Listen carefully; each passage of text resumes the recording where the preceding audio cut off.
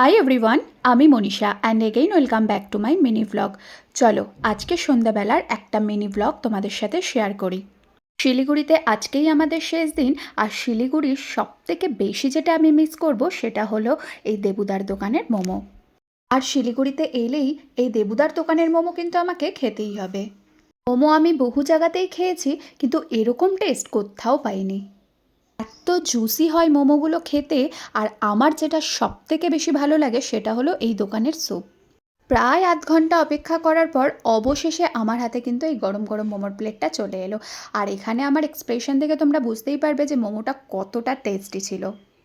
গরম গরম মোমো, তার সাথে ঝাল ঝাল চাটনি। আর মোমো খাওয়ার পরেই এখানে কিন্তু এখন চলছে স্যুপ বানানো। এই দোকানের স্যুপটা কিন্তু সম্পূর্ণ আলাদা হয় খেতে। প্রথমেই একটা বাটিতে সেদ্ধ ডিমকে পিস পিস করে কেটে নিল, তারপর ওপরে দিল চাটনি। আর এবার যেই জিনিসটা দেবে সেটা হলো স্যুপ, যেটা ওরা আগে থেকেই তৈরি করে রেখেছিল। ওপর থেকে পাতিলেবুর রস ছড়িয়ে দিয়ে সবশেষে পেঁয়াজ কুচি, ধনেপাতা কুচি দিলেই একদম রেডি আমাদের গরম গরম ডিম স্যুপ, যেটা খেতে অসাধারণ ছিল।